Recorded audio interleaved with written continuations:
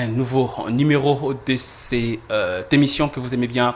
Nous émettons depuis Kinshasa, capitale de la République démocratique du Congo. Je suis Tom Congo, le cerveau penseur au service du savoir. Nous sommes là pour vous servir. On ne change pas l'équipe qui gagne. L'actualité, elle continue à défrayer la chronique ici sur le plan national. Nous allons rester ici en RDC. Beaucoup de sujets feront l'objet de cette émission. Le verdict est déjà tombé. Constant Moutamba, le ministre honoraire de la Justice, a été condamné pour 3 ans de travaux forcés et 5 ans d'inéligibilité. Que pense notre invité? Joseph Kabila a eu à s'exprimer devant Jeune Afrique. L'invité fera un tour. Cet ancien président de la République a tiré à boulet rouge sur le gouvernement de Kinshasa. Nous parlerons également de cette deuxième édition de la fondation qu'organise la fondation Thabo Mbeki.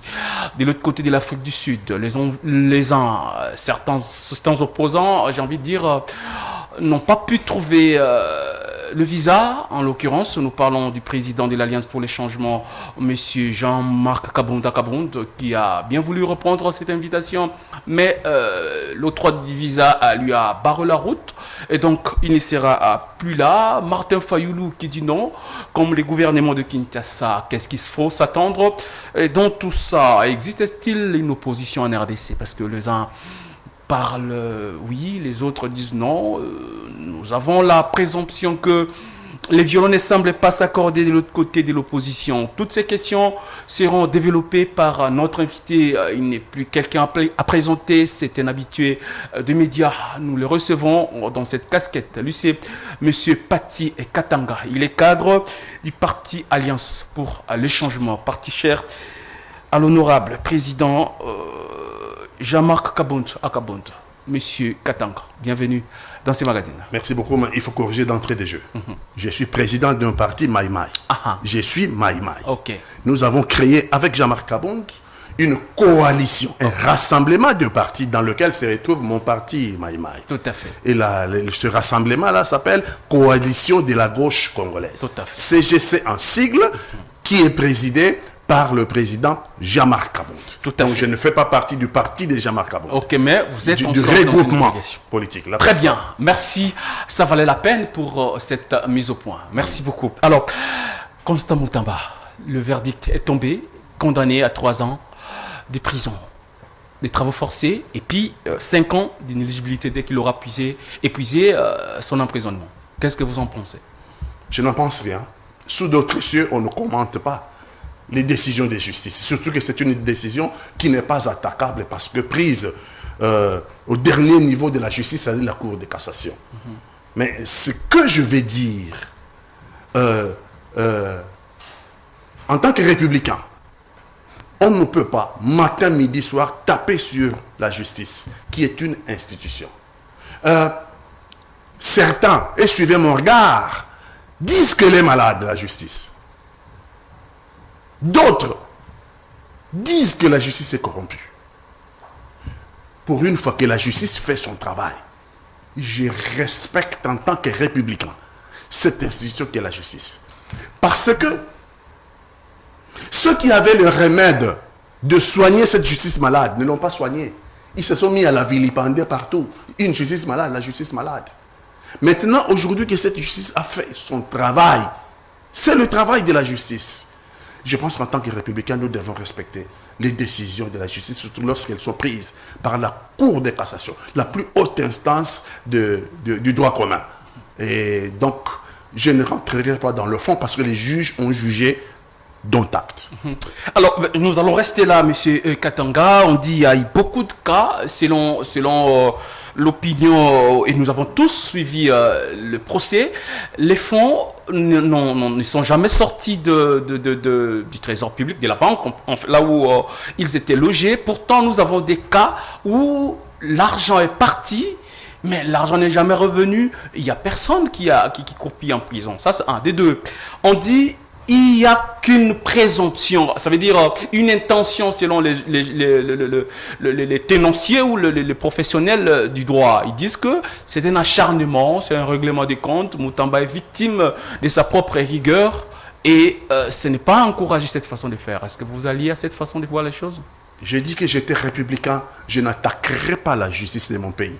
Je laisse à ceux qui crient que la justice est malade, à eux de chercher les remèdes pour la soigner. Je laisse à ceux qui disent que la justice est corrompue d'apporter la preuve de la corruption de la justice. Parce que je sais très bien que je suis un acteur politique.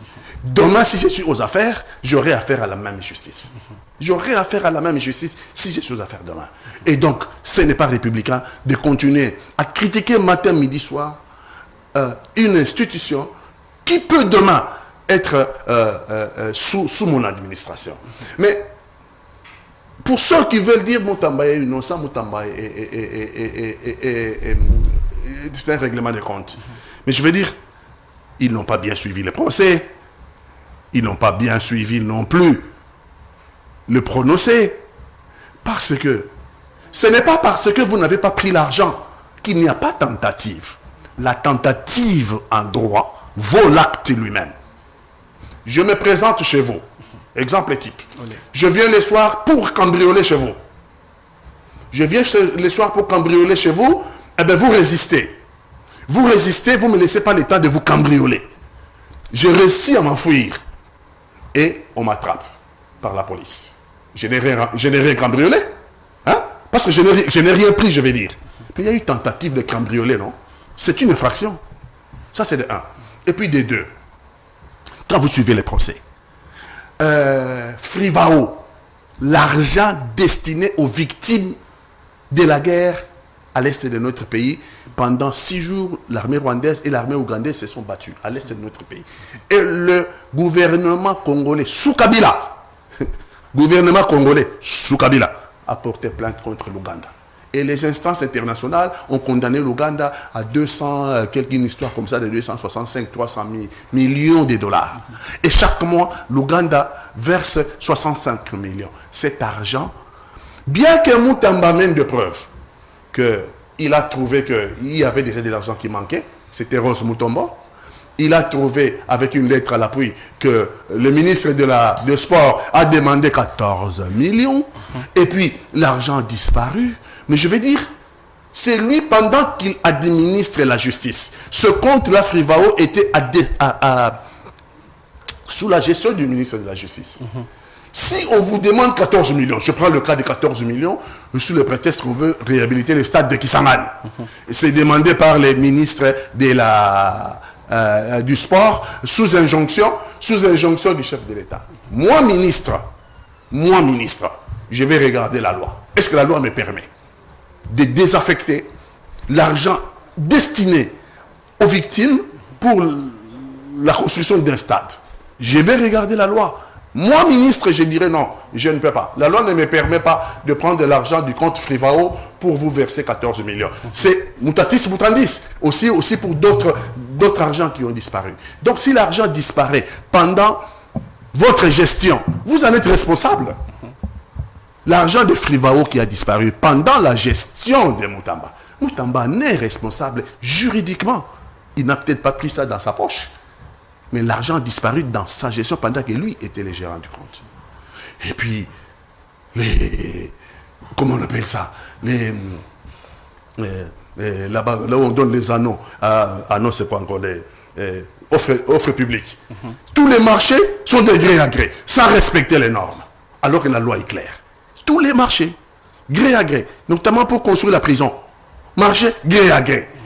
29 millions, 39 millions d'abord, après 29 millions, gré à gré, sans respecter la procédure. C'est une infraction.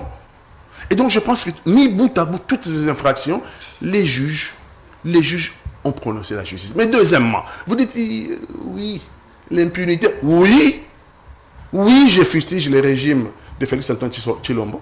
Oui, c'est un régime de prédation. Oui, c'est un régime de détournement de fonds. Oui, c'est inacceptable, les détournements de fonds auxquels nous assistons. Si les juges sont courageux, je les invite, les juges, d'avoir le courage d'interpeller tous ces détourneurs de fonds. J'invite les juges. Parce que la Constitution consacre l'indépendance de la justice. La Constitution de la République démocratique du Congo consacre l'indépendance de la justice. Si les juges veulent prendre leur indépendance, c'est à quoi je les invite. Ils doivent interpeller tous ceux qui ont détourné les deniers publics. Leur place est en prison.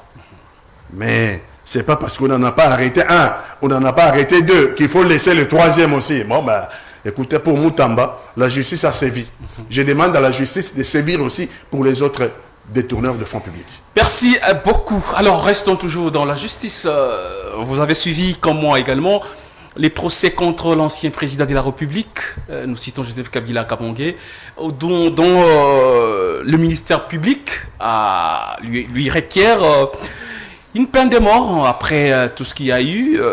Cet ancien président de la République a fait une sortie médiatique. De l'autre côté de la Jeune Afrique, je vais lire quelques extraits de ses propos, si vous me le permettez. Il dit « Le faux procès intenté contre moi, l'arrestation de plusieurs hauts responsables civils et militaires, ainsi que la gouvernance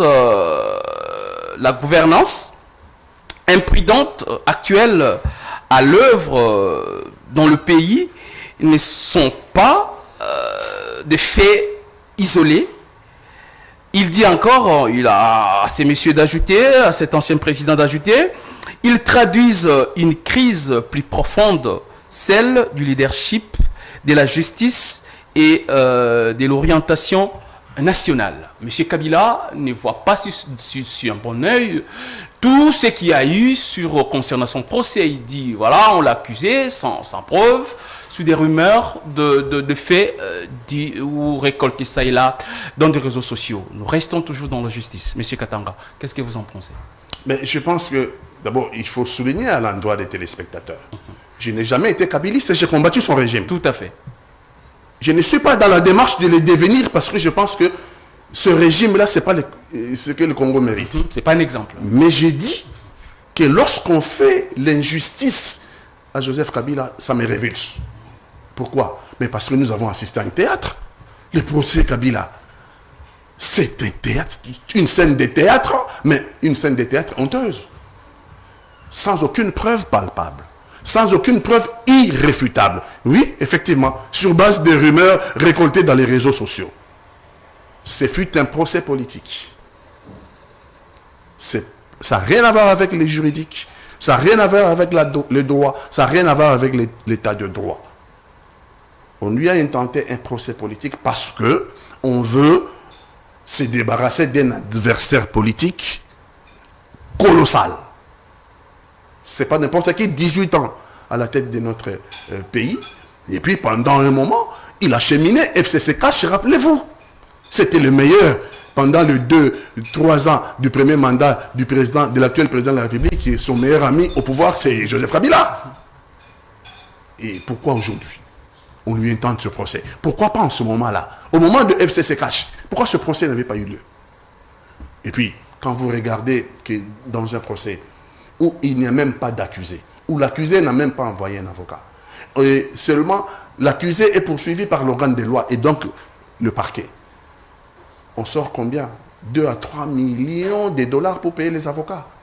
Dans un pays agressé, dans un pays morcelé, dans un pays à crise économique virulente, on sort 3 millions de dollars pour payer les avocats. Alors que dans ce procès, il n'y a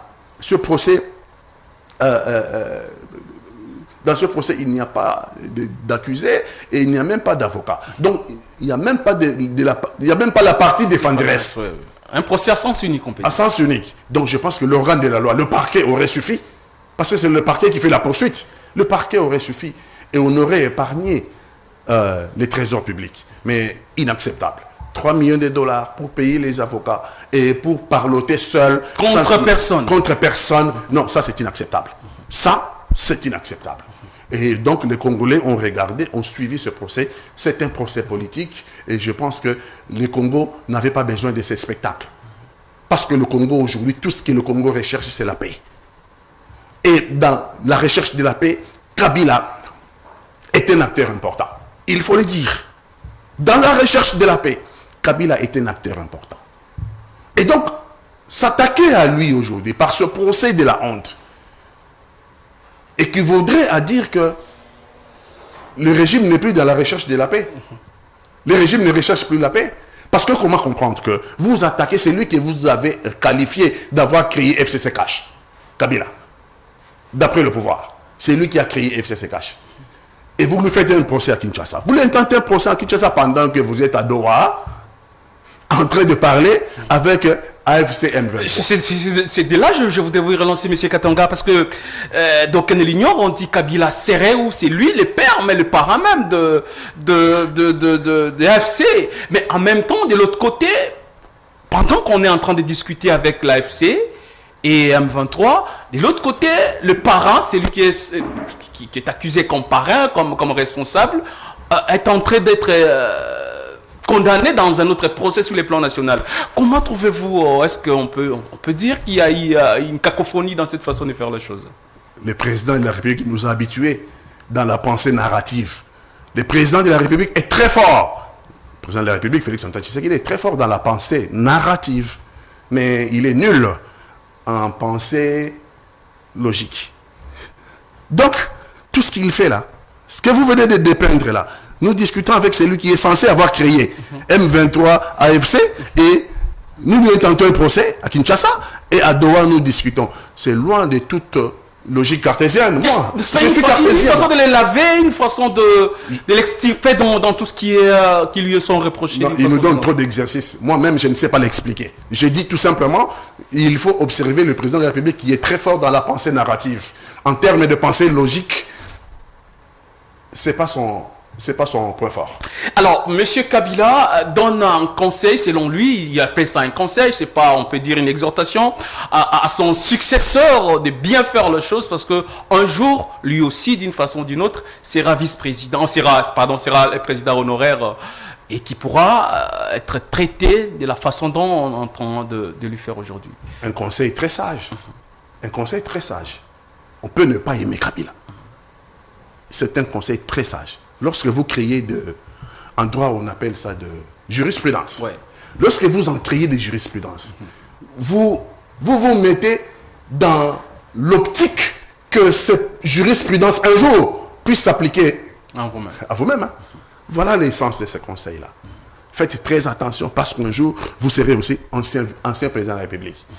Parce que constitutionnellement, en 2028, on l'appellera ancien président de la République. Et lorsque vous avez ouvert de brèches, telles que nous l'avons vu, brèches de jurisprudence, vous prenez les risques vous-même qu'un jour, ces jurisprudences puissent être appliquées à vous-même. Donc, ce conseil-là est un conseil très sage. Merci, messieurs et dames, vous nous suivez, nous sommes One Way Télévision.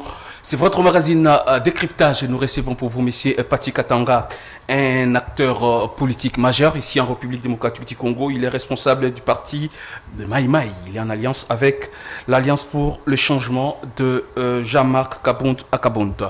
Alors, nous restons ici au pays, comme ailleurs. Deuxième édition pour parler de l'autre côté de l'Afrique du Sud, initiée par la fondation Thabo Mbeki. Une invitation a été lancée par le gouvernement congolais et toutes les autres classes politiques, toutes tendances confondues. Les gouvernements déclinent magistralement cette invitation. Certains opposants en acceptent, les autres disent non, ils ne le peuvent pas. Et votre allié, Jean-Marc Kabund, a été privé. Selon lui, il dit que l'instigation vient de Kinshasa pour qu'on ne lui accorde pas le visa. Comment vous trouvez d'abord l'initiative de cette invitation lancée aux Congolais pour aller parler ailleurs, trouver des réponses à ce qui dérange les Congolais dans l'ensemble? Et vous allez également placer un mot par rapport à votre allié qui se voit être privé du visa pour aller rejoindre les autres et parler Congo. La deuxième édition de la fondation Thabo Mbeki a décidé une thématique sur la paix en République démocratique du Congo et la stabilité. Tout à fait. Et cette édition devait se tenir du 3 au 6 septembre de cette année. Et les invitations avaient été envoyées depuis le début août. Nous avons reçu l'invitation que le président Jean-Marc Kabund, président de l'Alliance pour le changement, président de la CGC, coalition de la gauche congolaise, était invité, mais avec d'autres. Nous avons suivi dans les médias. Le gouvernement congolais était invité. D'autres opposants étaient invités. Joseph Kabila, Moïse Katumbi, et Nanga. On avait invité un nombre de personnes vraiment qui sont influentes dans la politique congolaise. Et le gouvernement a décliné l'invitation, ce qui est son droit. Même si je ne suis pas d'accord avec l'argument qu'ils ont donné. Mais c'est son droit. Mais aussi le droit des opposants d'accepter. Nous avons accepté l'invitation. Pourquoi avons-nous accepté l'invitation? Mais parce que regardez l'intitulé de ce forum. C'est la recherche de la paix et la stabilité en République démocratique du Congo.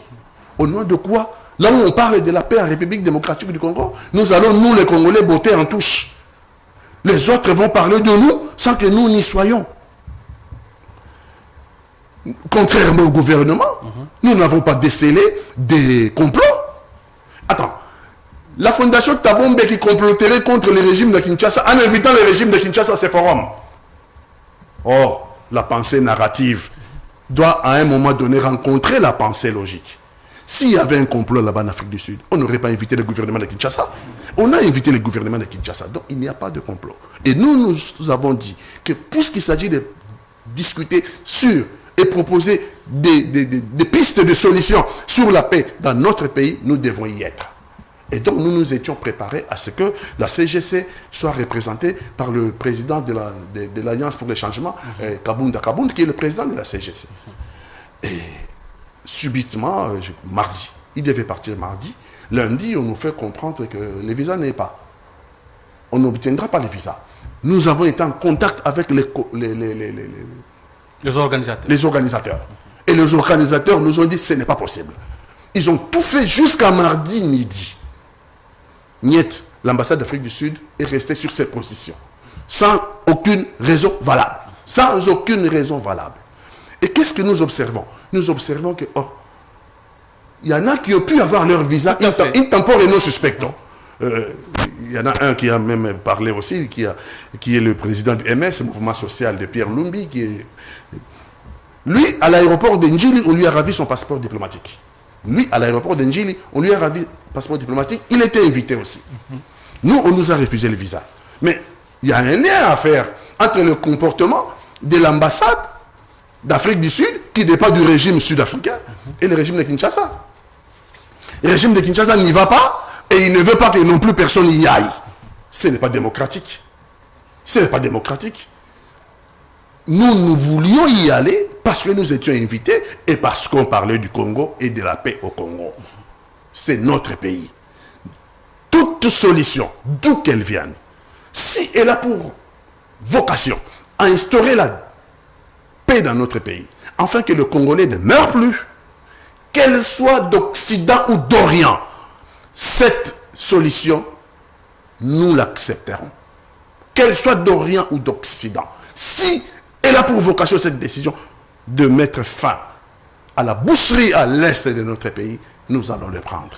Je suis étonné qu'au congrès de PPRD, le président de la République s'enorgueillit pour dire, voilà... Congrès de l'Union sacrée. Congrès de PPRD. De l'Union sacrée. Congrès de l'Union sacrée. Je comprends les lapsus, ça arrive. Les deux mouvements ont deux pouvoirs. Oui, je les ai combattus les deux. Tout à donc, fait. Tout à fait. Il dit que la paix ne peut se faire que sur son initiative. J'ai dit, mais non, monsieur le président de la République, vous nous avez habitués à une chose et son contraire depuis le début. À une chose et son contraire. Si vous dites que la paix ne peut se faire qu'à votre initiative, ou les dialogues à votre initiative, mais qu'est-ce que vous faites au Doha? Qu'est-ce que vous faites à Doha? C'est pas vous l'initiateur. Non. Qu'est-ce que vous faites à Washington? Donc vous comprenez que le président de la République, depuis un moment, et très longtemps d'ailleurs, nous a habitués à une chose. Et son contraire au même moment. Lui seul est capable de nous expliquer la quintessence de ce qu'il dit. Moi, je suis perdu. Je constate tout simplement que c'est quelqu'un qui est plus attaché à la pensée narrative qu'à la pensée logique. Parlons d'un autre opposant, Martin Fayoulou, lui dit non, il ne veut pas prendre part. Lui et ses acolytes ont trouvé des moyens pour tergiversé, ils ne prendront pas part, ils n'ont pas de problème de visa, mais seulement eux, ils déclinent cette invitation. Pourtant, et également s'insurgent contre ceux et celles qui endeuillent l'Est de la République démocratique du Congo. Ils ne jurent que par la paix et la stabilité en RDC. Monsieur Pati Katanga, comment trouvez-vous cette déclinaison de l'invitation de Martin Fayoulou, qui pourtant prétend aimer le Congo, chercher la paix? Vous avez suivi dans un passé un peu plus lointain où il proposait dès l'entame du premier mandat du président Tshisekedi un plan de sortie des crises et tout ce qui va avec. Comment cette crise finira si on refuse pourtant l'objet, comme vous venez de le dire, déjà connu, la recherche de la paix et de la stabilité en RDC? Martin Fayoulou s'en oppose. Bon, vous savez que je suis longtemps dans l'opposition pour savoir qu'il y a plusieurs types d'opposition. C'est pour ça que je vous invite à comprendre que l'opposition est plurielle. Vous avez l'opposition accommodante, vous avez l'opposition d'accompagnement, vous avez l'opposition de proxy. Regardez comment Mouzito Fumumpa est rentré au gouvernement. Avec fracas, ça c'est l'opposition de proxy. Les gouvernements prépositionnent ces éléments dans l'opposition pour vous créer la distraction. Après, vous avez l'opposition d'accompagnement.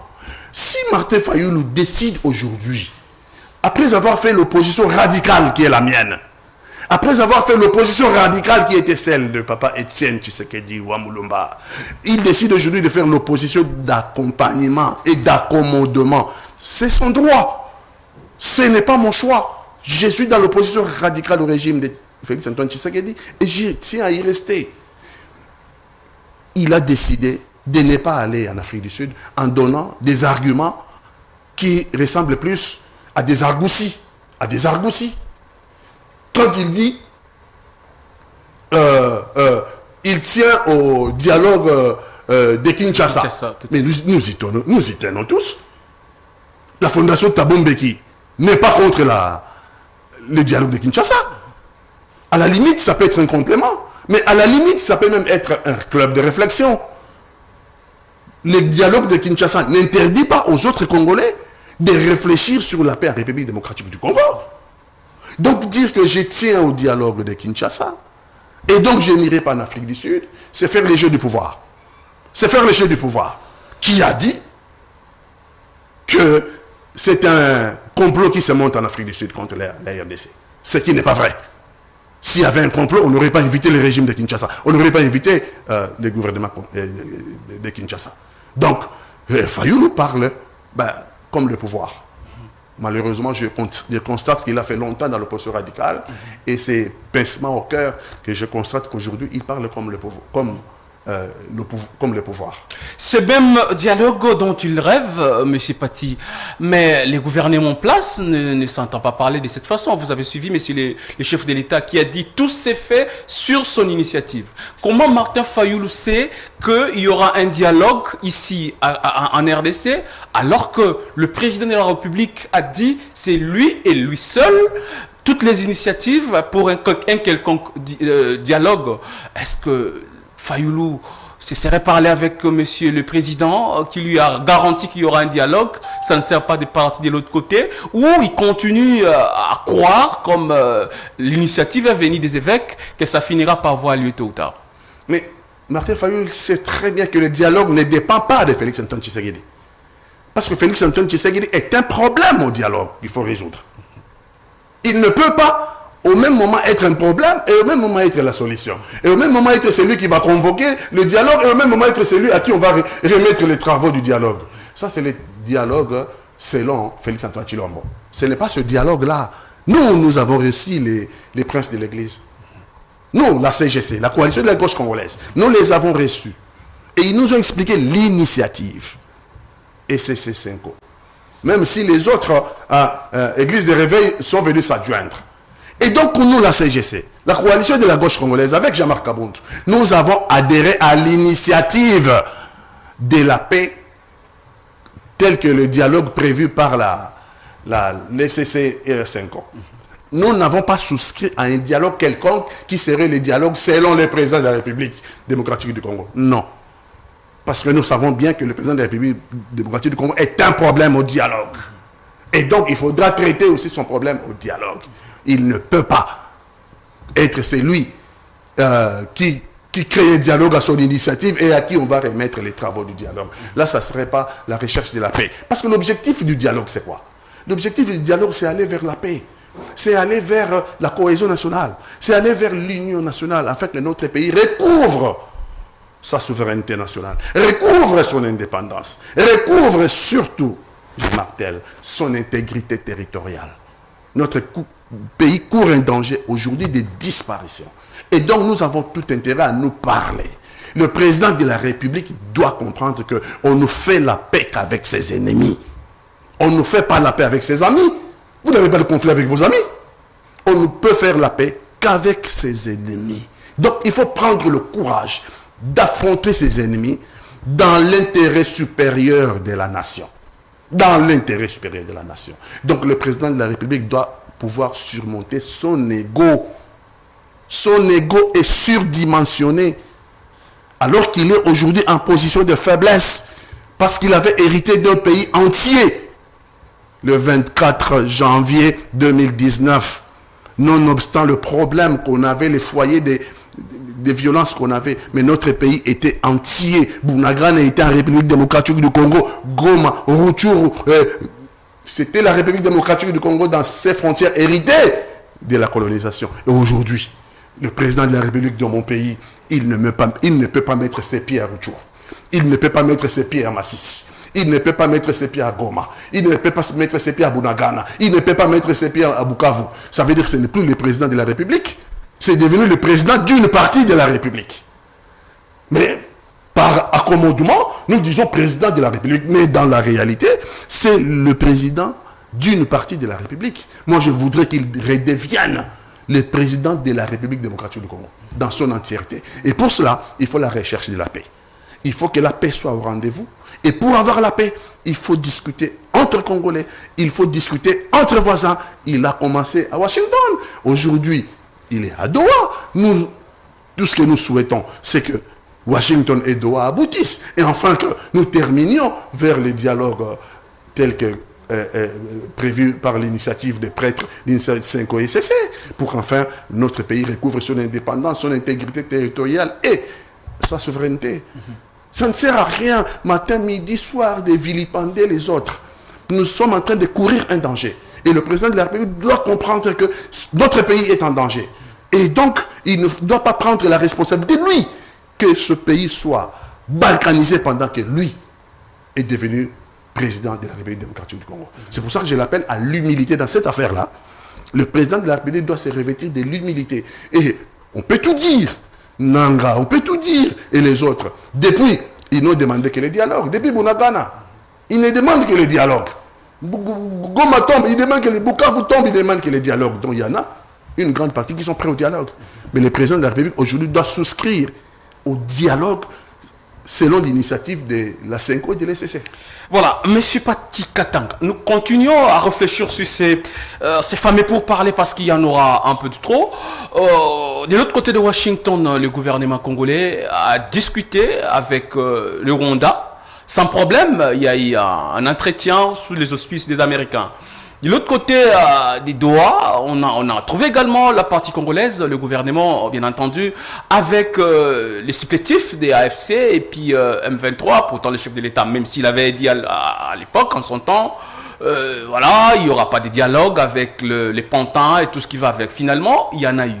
Mais pourquoi refuse-t-il de parler avec ses propres frères et sœurs de la RDC qui ne sont pas des agresseurs? Mais les deux autres dont nous venons de parler, il y a le Rwanda, personne n'oublie que c'est le Rwanda qui agresse la République démocratique du Congo en utilisant les deux mouvements dont nous venons de nous parler, de dire AFC et M23. On accepte parler avec les autres, on refuse de parler avec ses propres frères et sœurs. Comment trouvez-vous cette façon de faire les choses?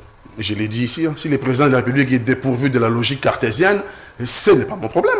Tout ce que vous relevez ici, c'est un problème de logique la plus basique possible. On parle avec l'agresseur, le Rwanda, désigné par plusieurs rapports que le Rwanda nous a agressés. Mais au nom de quoi on va refuser de parler entre Congolais? Mais depuis que le président de la République parle avec le Rwanda à Washington, que dit le Rwanda? Le problème est interne. Le problème est interne. Vous devez parler avec AFC. Ils sont aujourd'hui à Doha sur la demande du Rwanda parce que le Rwanda dit oui, moi j'ai signé à Washington. Mais en ce qui concerne le problème interne de la République démocratique du Congo, il faut que les enfants du Congo se parlent. C'est de la logique la plus simpliste. Le président de la République, il doit comprendre que non.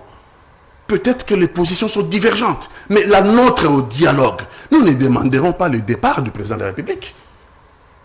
Parce que nous ne pouvons pas prendre les risques de laisser vacant le poste du président de la République. Nous défendons qu'il est là jusqu'en 2028, il y restera. Et pourtant, nous sommes dans l'opposition radicale. Et nous aurons des questions à poser à Nanga et à Kabila. Ils disent que le président de la République démocratique du Congo n'a pas gagné les élections. Voilà les dialogues que je donne. Ils disent que nous, la CGC, moi, si je suis dans la délégation de la CGC, je poserai la question. Pourquoi vous l'aviez proclamé?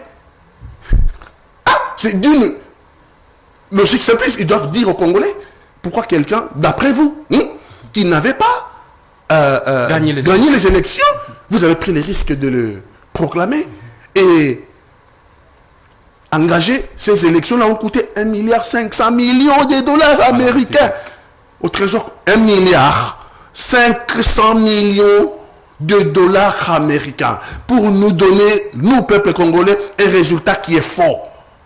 Oh, ça doit s'expliquer, non? Le dialogue, ce n'est pas contre le président de la République. Le dialogue, c'est entre Congolais, que nous nous regardions en face, que nous nous posions des questions. Autant nous aurons des questions à poser au président de la République, à ce régime, autant nous aurons des questions à poser aux autres opposants qu'on dit aujourd'hui l'opposition armée. Donc, il n'y a pas de peur. Il n'y a pas de peur. Joseph Kabila est allé à Sand City. Il a pu réunifier par Sand City, il a pu réunifier tous les belligérants. Les Roubaix sont venus, Jean-Pierre Bemba, les Maïmaï, les RCD-KML. Le Congo, pendant un moment, est devenu un et indivisible. C'est ce qu'il faut faire. Parce que Kabila s'était humilié. Le Congo doit redevenir, monsieur le président de la République, ayez l'humilité de parler avec vos ennemis. Parce que la paix, vous ne pouvez la faire qu'avec vos ennemis. Ça, c'est d'une logique implacable. Et enfin, d'avoir les résultats de réunifier notre pays et de créer la cohésion nationale et l'unité nationale.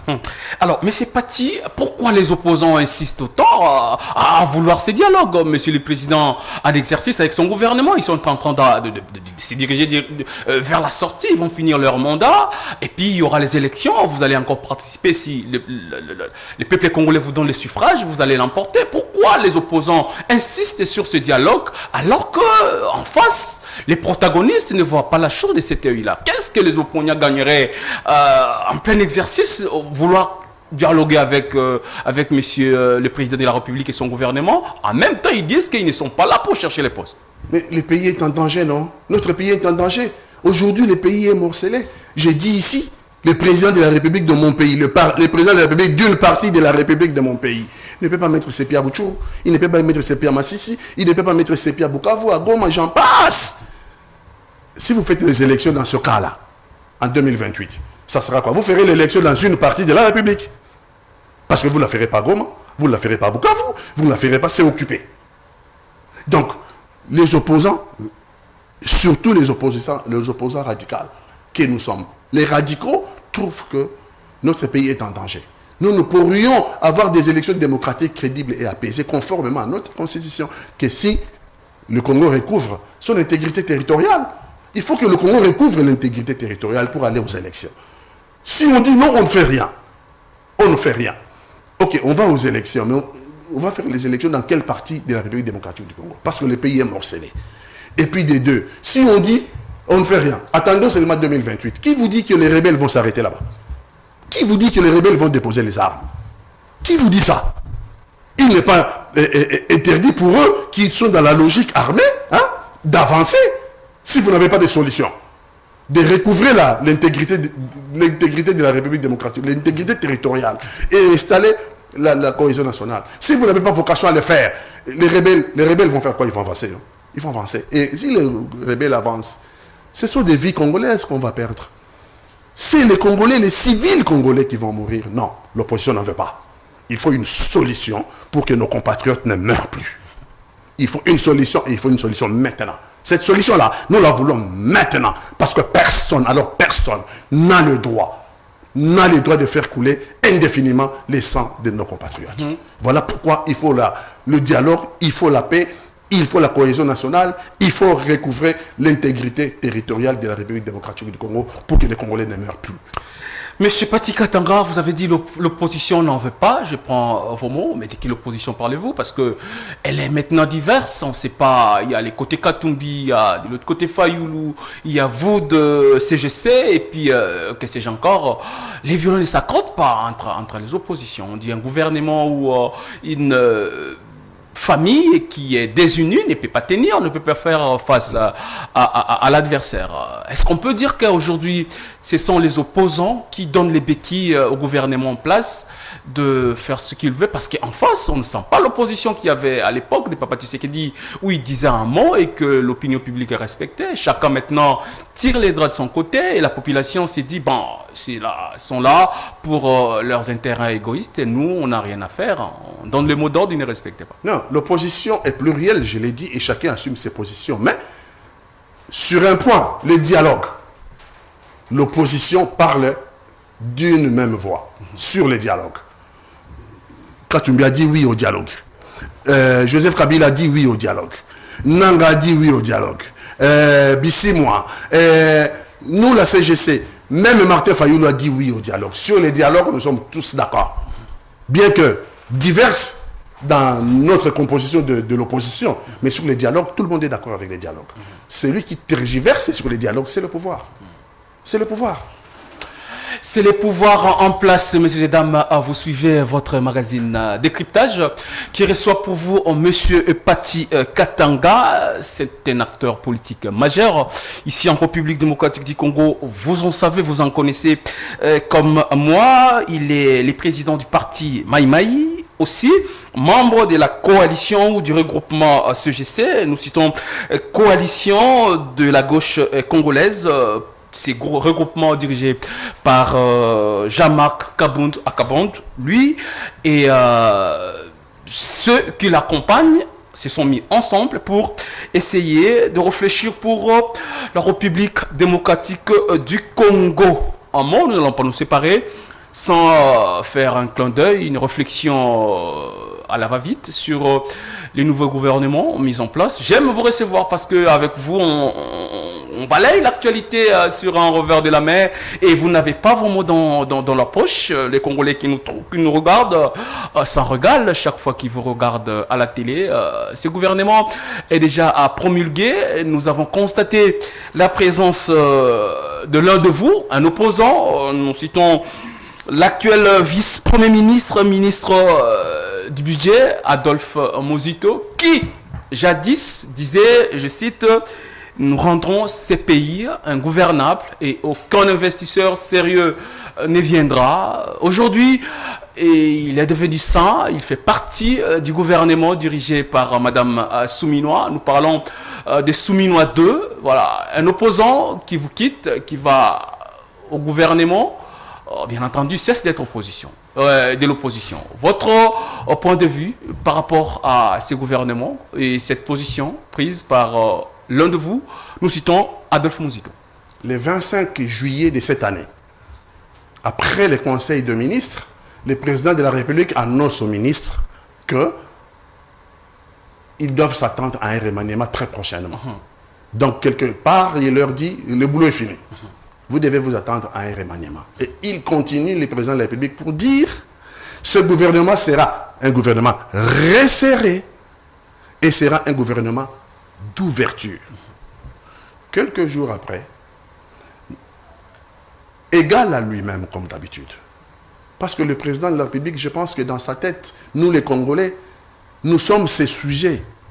Nous sommes ses sujets.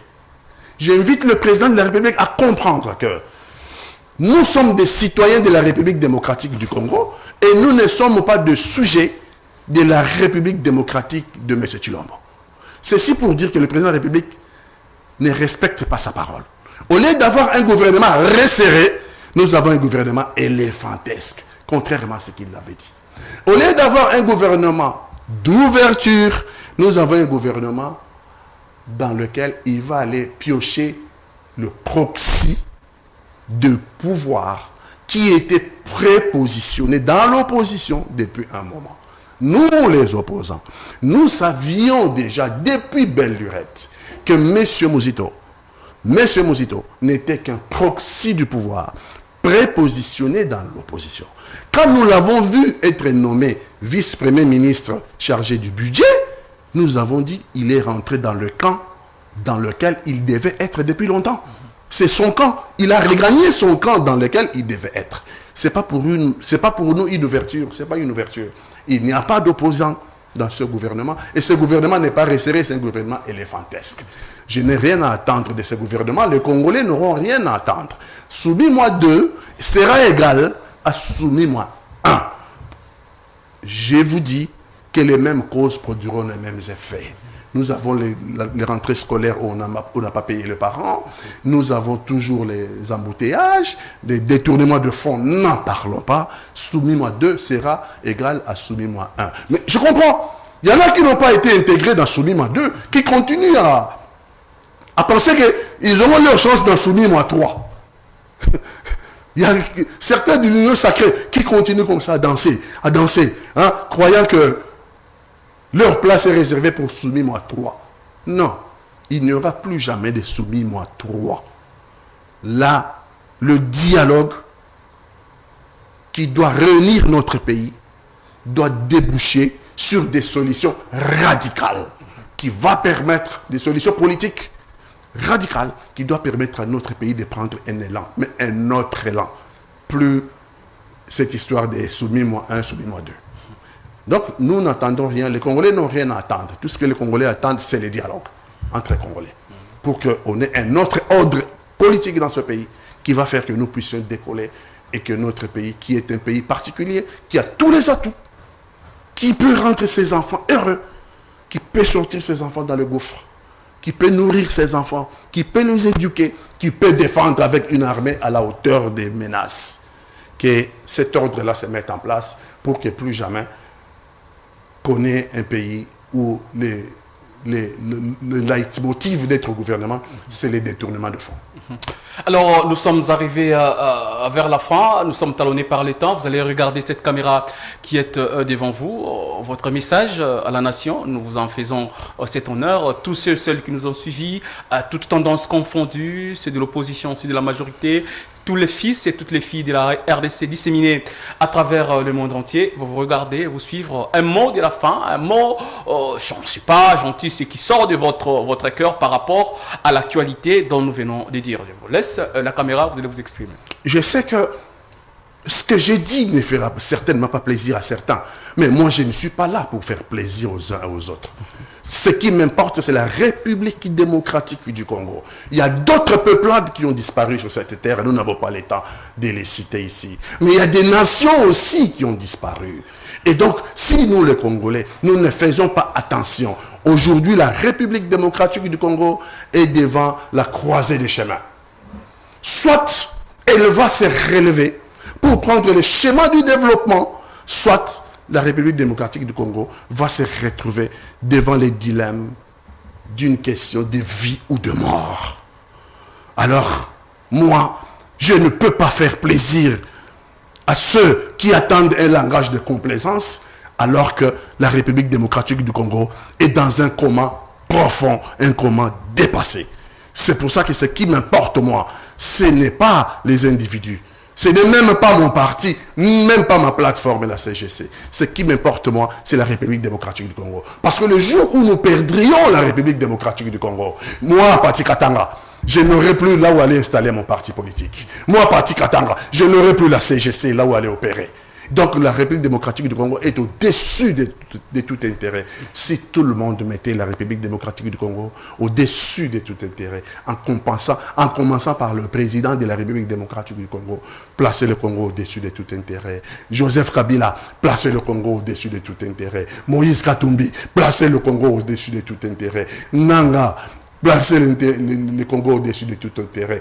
Et la CGC, Jean-Marc Kabondu, placer le Congo au-dessus de tout intérêt. Si nous tous nous considérons que nous n'existons que parce que le Congo existe, nous allons tous nous battre pour que le Congo continue à exister et par-dessus le Congo, nous allons exister.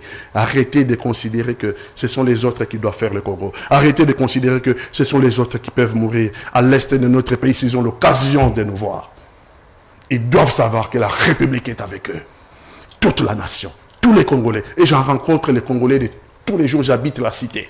Et donc, je vois les Congolais de tous les jours. Je vois les Congolais qui pleurent. Et donc, sachez, nos compatriotes, vous êtes nos compatriotes. Vous êtes des Congolais, au même titre que nous autres. Et vous avez droit à la paix. Vous avez droit de scolariser vos enfants. Vous avez droit d'avoir un travail. Vous avez droit d'avoir des loisirs. Vous avez droit d'être heureux en République démocratique du Congo. La diaspora, je ne peux pas l'oublier, celle-là. Et heureusement qu'elle existe, la diaspora. Si elle n'existait pas, avec la décrépitude de notre économie, avec la destruction du tissu social, le Congo aurait disloqué depuis longtemps. Et je sais que la diaspora attend beaucoup de ceux qui ont choisi l'opposition interne. Je l'ai choisi, pas par complaisance, parce que j'étais avec vous dans la diaspora. Et moi, j'ai trouvé que ma place, c'était ici. Moi, j'ai trouvé que ma place, mon combat devait se situer sur le terrain. Je suis ici et au risque de ma vie.